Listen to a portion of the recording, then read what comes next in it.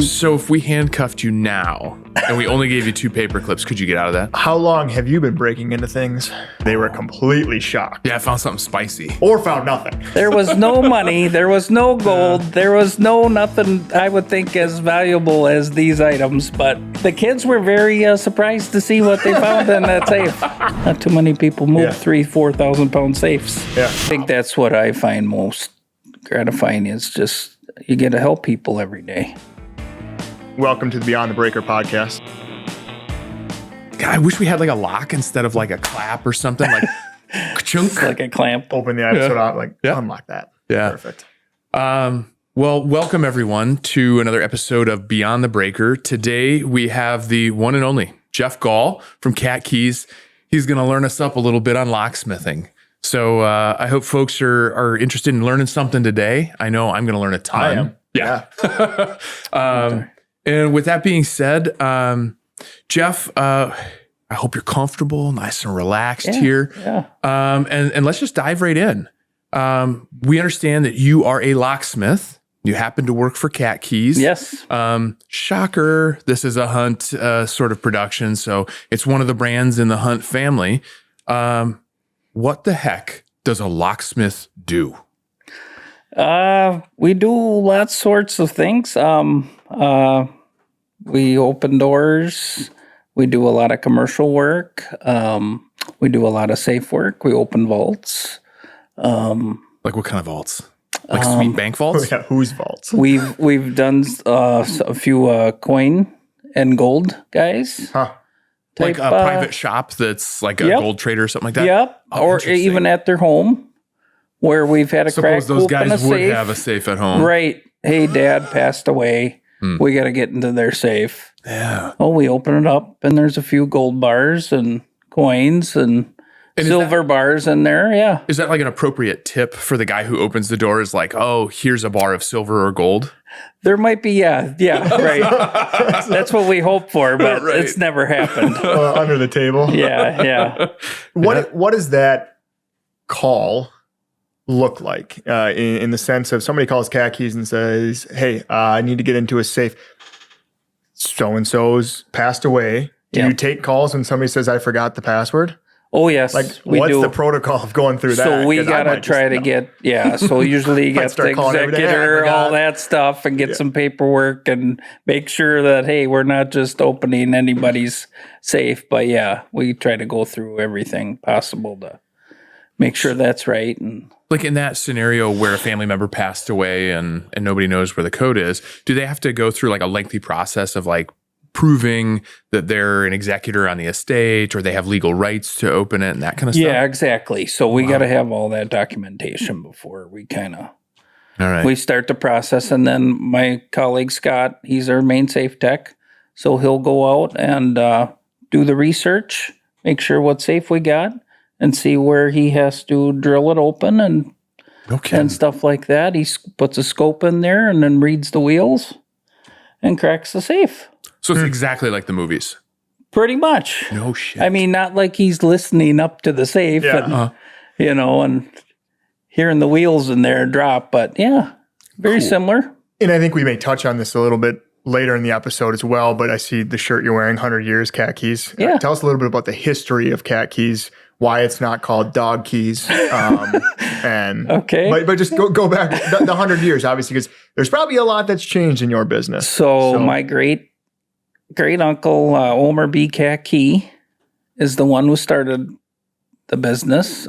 His name was spelled K-A-T-K-E, and he just turned it into Cat Keys. Yeah. Jack of all trades. He private investigator, clock, watch repair, locksmith, whatever you paid him to do, he would do it. It's an industrious fellow. So, Okay. He would do anything. And Has it always been local?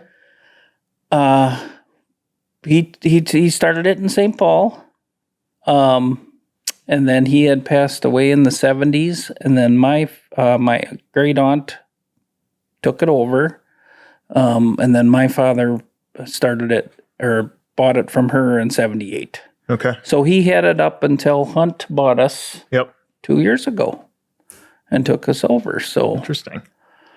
And with that sort of family connection there and the history, this is like maybe a bit of a sensitive question, but like as a part of that family, how do you feel about that? Like it was, privately held by the family generations. Yeah. I mean, it pulls strings. I mean, yeah, we wanted to try to keep it in, a family run business, but it didn't work out that way. But, we kind of feel like a family not right now. So everybody is so helpful in the hunt community and the people around us. So I want to have you on again in 3 or 4 or 5 years. And you're like, yeah, it still feels like a family business. We're still part of it. And that's awesome. Good. Yeah. Great to hear. How long have you been breaking into things for your life? Your dad had the business? When did you professionally start breaking into things? Well, I started taking the bus there when I was 15. Okay. I mean, I was going there since I was 5 years old. Yeah. But actually doing stuff probably around 15 years old, taking the bus but I started moving safes with him when I was probably 15. Okay. And then I started the locksmith stuff maybe at 17, 18, started running service. So I am going to be 50 years old now. So yeah, 35 years. Veteran of the industry. Awesome. We've had apprentices on this podcast. We've had people from ECSI talk about the apprenticeship there. What is that like in the sense of training? Obviously for you, it's in the family, it's hands-on, just go at it. Say somebody hears this podcast and they say, oh, I'd be really interested in that. What's the route they need to take, training that they need to have? So is there formality behind that? There used to be a couple local schools in Minnesota, but they're no longer available now. So, but there is certain other outlets, security professionals that have courses that you can take to get certified and all that stuff. And yeah, there's a lot of avenues still to go through to learn about locksmithing. And with that, like that lack of formal places to go learn, you said those couple places in Minnesota are no longer an option. Yeah. What are you doing? What are we doing? What should we be doing to help make sure that knowledge gets passed on? Right? Like, because if you win the lottery tomorrow, you disappear to a tropical island, like we lose everything between your ears, right? So what are we doing to help make sure there's another generation of people who can crack safes, open locks, and, save the day? Yeah. I mean, we're trying to, we just hired a new person that we're training in, and we're trying to teach them everything possible that we know. Myself, Larry Bloom, Ed, a few other guys. And so that's, just taking those steps to try to make sure that all that information is, and then pass it on to the next knowledge. Person. Yeah. How, I hope they don't listen to this podcast right now. How long do you think it will take for them to be like reasonably effective to be able to do a little bit more on their own to open some tricky shit? Well, this person in particular is, he catches on very quick. Awesome. Did you do a background check on that person? Yes. We kind of talked about that too, yeah. Obviously, you've talked about, it's not like the movies, you're not ear up to the safe. But over the course of 100 years, and probably even I would say the last 20, what is the technology like in your industry, and how much has it evolved to the sense of, let's just be saying efficiency, but also like just easy, like, is it a little easier now, I would assume, with devices that are available? Yes, it's changing, but a lot of us, it's all what we're ever comfortable with. The same process that we grew up. Yeah. We learned. Repetition. That's what we use. I mean, I still try to pick a lock every once in a while. I mean, there's certain other picks out there that makes it a lot easier. Sure. But I don't use those. I'm just... Because you're really familiar with that what I'm used to, yeah. Huh. Are you like the 2 paper clips wedging through? Is that your I got strategy? my little tension wrench, and then I got my pick, and Cool. And so if we handcuffed you now, and we only gave you 2 paper clips, could you get out of that? Probably not. No. Dang it. You give me enough you're a time. terrible liar. You give me enough time. We'll get it open. And with the change in some of the technologies, tools you mentioned, but also the locks, anecdotally, like I worked on cars and motors and everything for my entire life. Yeah. And one of the things I've noticed is that like the aftermarket parts and sometimes even the OEM parts are of lower quality than they were 25 years ago. And so like it creates some of its own challenges. If there's like a shift in quality on the lock side, are they actually like easier for you to pick now? Are they more challenging because they're less refined? Is there anything like that? Exactly. That's what I kind of see. It's like the more poor design you have on a lock or anything like that, sometimes it's harder. It's more difficult. Interesting. Easier to break something. Yes. Yeah. And half the time when you see something like that, you're just going to replace it anyway. Sure. It's like you're just, hey, this is a poor quality We're going to drill it lock out. we have here. We're just going to give you something good here. Yeah. So that's 80% of the time. So, Right on. but yeah. Another technical question. When you have locks that nobody has the key for, like, can you make a key Yes. from nothing? Yes. How in the hell do you do that? Can you like give us a basic?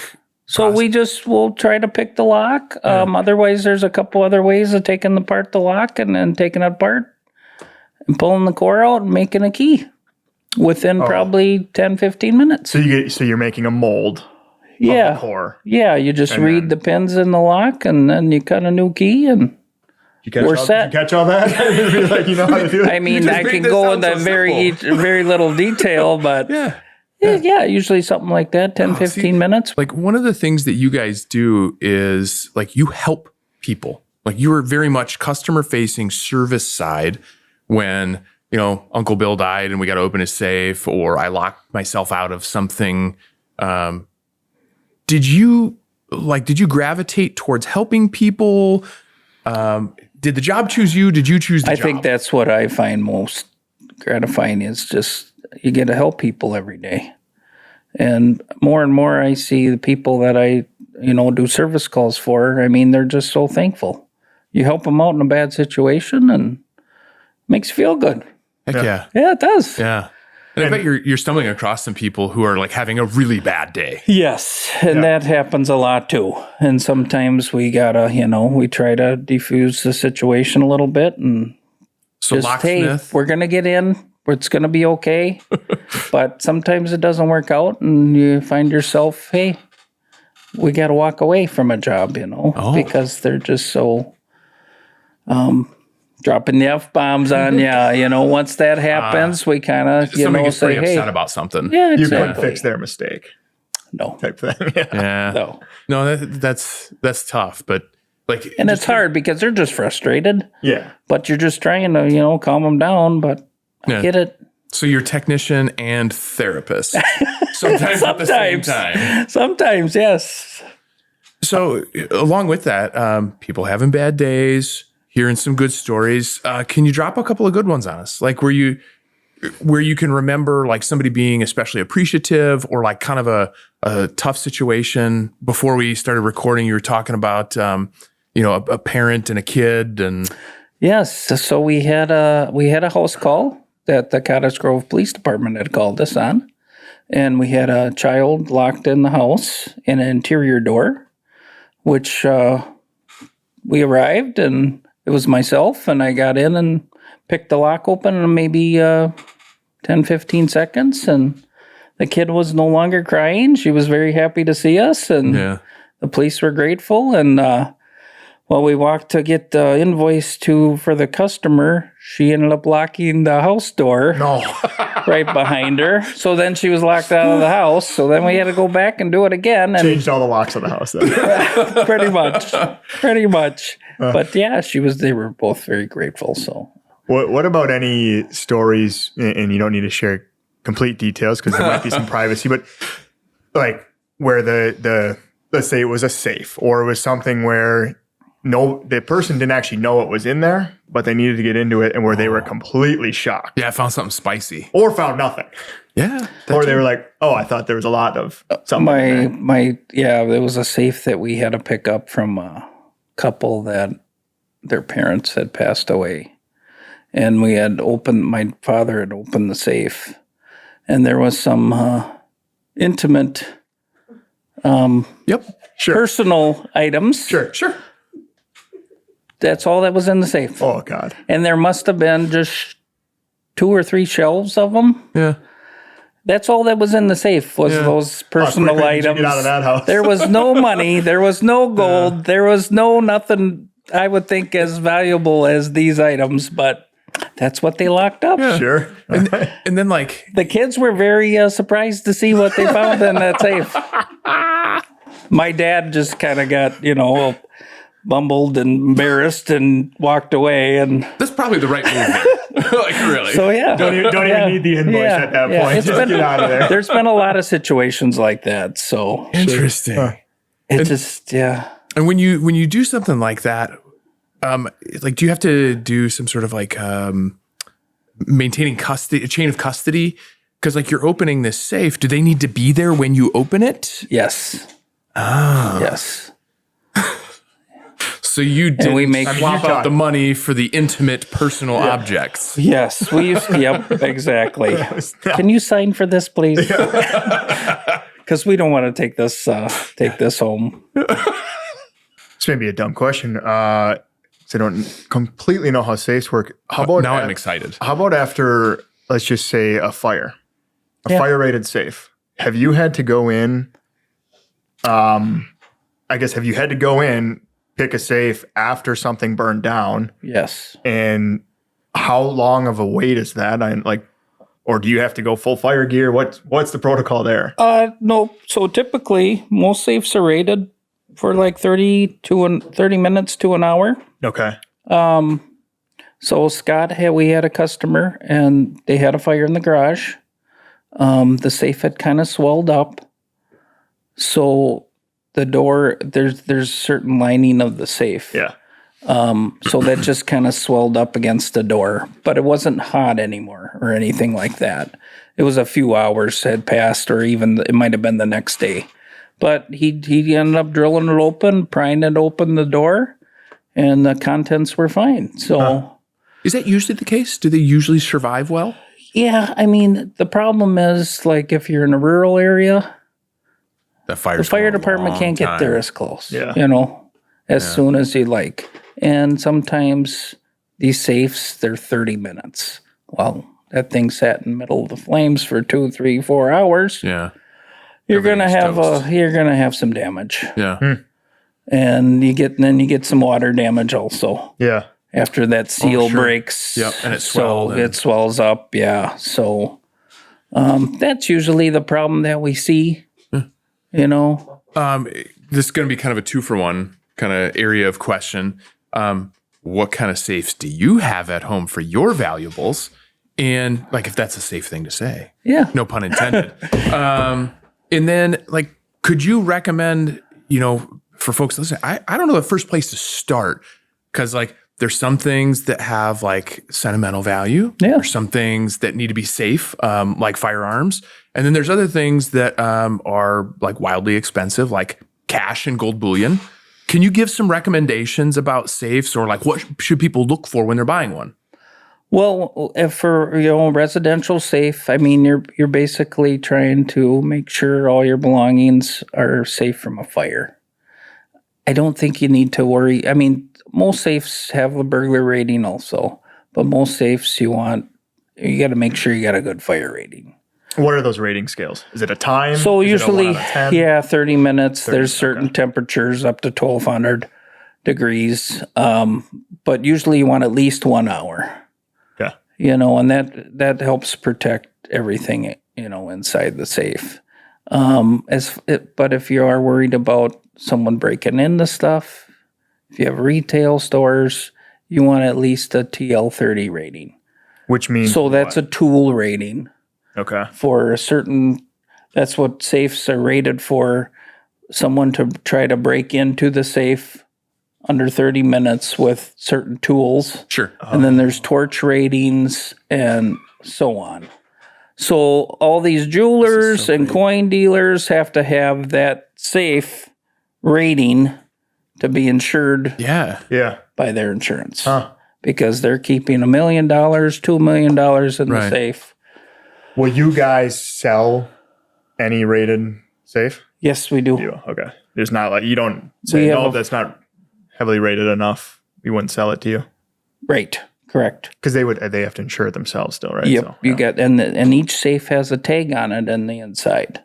So if it doesn't have that tag saying, oh, it's a TL30 rating, you're not going to give them that safe because you don't know what, if it's a used safe or not. Yeah. Not too many people move 3,000-4,000 pound safes. Yeah. So unfortunately, I've been doing that forever, and I feel it every day. Yeah. High level, how does one move a 3,000 or 4,000 pound safe? Oh, we got all kinds of heavy moving, tools and You don't jacks. just call up two friends and... We used to. When you were that's maybe a taken little its younger toll, and dumber. yes. Put a chain around it. Yeah, Just rip it Just out. pull a little harder. I'll be on the bottom. Don't let go. I'm still here. Right. Funny. So I've got an odd one. I know this is going to shock you, Andrew. You prefer picking locks. Can you do a good lock noise for us? Can you mimic something like the way a lock sounds?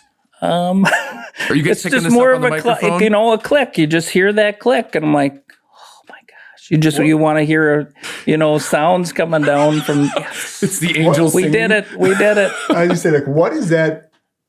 What is that feeling like? I think of things. And it could be something. It's so stupid. It could be just something simple. You're just opening a door, but you feel great when you hear that sound. Yeah, you did it. You got it. But then, I just spent 2 hours trying to do the gosh darn same thing, and it didn't open. a little sound. But you don't, if you got time, you don't stop. You don't quit. Ooh. You just keep trying. Yeah. Give us some. What's the longest it's taken you, and then you've still been successful? Like hours? I mean, there's a model that I have on the bench that I tried for, I don't know, probably a week. Here, going back a couple hours here and there, and finally I got it. And holy cow. And what was special about that? It was a high security lock. Okay. Yeah. Okay. Do you have, similar to what an electrician would, say, I've had this set of pliers or I've had this wire stripper for years? We've got certain tools. What's the oldest tool that you still use today? I got a follower, which is a pinning tool that you use to change keys. That I believe I was told that was my grandfather's. Wow. So I've kept that. So you're talking a tool that's maybe 60, 70 years old. You still will use it. Yeah, I still use it. It's in my van right now. Huh. That is fantastic. That's awesome. And my dad always had tools that he, handed down, and I have. And something with being at the shop and being with your family, you didn't throw away anything either. You fixed your tool or you put a new handle on it and used the same old. Yep. Well, I feel like with that stuff, similar to even just hand tools today, right? Everything was made with a little more care. Yes. Years and it was ago. made it's a little much more better. Heavy duty. Yeah. Just going back to what you said before. It's just that's how things were. Probably still a better tool. Yeah. Than buying everything. New today. Safes were made way better back then. Now they're using, not as strong gauge of steel. Recyclable material. Sometimes that's what it feels like. Some of these internet brand safes. Yeah. I'm like, it's $10. Yeah. I mean, you can probably get into it with a ball peen hammer and a screwdriver or a chisel. What I do want to touch on is, you talked about the sale to Hunt 2 years ago. What makes Cat Keys a good fit for Hunt? Or in that term, a locksmith, a good fit for an electrical contractor or anybody in the construction field. I think it's been a good fit for both of us. It's just something that they didn't really dabble into before. Mm-hmm. And then having a retail store, and we just had more resources that they could use, and they same for us. There's always someone there to help you out with every aspect of it. Yeah. And we can probably help them too. We've been to job sites for Hunt where we've had to get a safe out on a construction site. Hey, this customer just left this 3,000 pound safe. Yeah. We need it removed. Yeah. I hear we got a guy in the family now that can do it. Yeah. So more, yeah. And we so do stuff like that. Yeah. from your side, it's more opportunities. Yes. Very And much. relationships to build with people that where it's like, all right, actually, I worked with them through Hunt, but I got something at my house that I need fixed. I got a number. And then from Hunt's side, we actually have somebody who can do it now. Yeah. Yeah, exactly. And I know we did like some and I hope I'm not offending anybody when I say this, but like some limited keying stuff with ECSI in the past, where we did cut some keys as we sold some locks, but like this is orders of magnitude more complex. And it really seems like we're leveraging that a lot. Exactly. Awesome. Yes. And now we're just kind of, our locksmith team is all, one now, ECSI and Cat Keys. So we, it's been a good fit. Do you pick locks for fun? Do you practice? You just like sit at home and watching. When I was younger, like people do a Rubik's cube. I found myself. How many locks can I get? I found myself doing that more. Yeah. As I'm getting older, I just don't have time as much as I used to, and I have an 8-year-old at home. Oh yeah. Who has activities every day, and this sounds like parenthood. Yeah, I got a 24-year-old who's a nurse, but this 8-year-old. Yeah. If I go early, that's why. She keeps you young, Yeah, but it truly is a passion, and I don't want to say a hobby because that kind of doesn't. It's a career for you, but it's a passion. Yeah, and it's awesome. Yeah, Geoff. Before we all get out of here to keep everyone kind of on time and on schedule, anything else you want to leave us with? Anything we should have asked and didn't? I can't really think of anything off the top of my head. After that story I thought we covered quite a bit. A lot of good material, and I sure enjoyed this. That's for sure. Yeah. Well, I'm so glad to hear that. A lot of folks show up a little bit nervous, but I was a little nervous coming into this, but you guys made it easy on me. Good. More nervous for this or dealing with a difficult customer? A difficult customer for sure. We didn't do our job. We keep the van running. Yep. Well, Geoff, thanks so much for making the time coming in. I've really learned a ton. Just really appreciate it. Hey, thank you so much. Geoff. I appreciate being here. See ya. Thank you.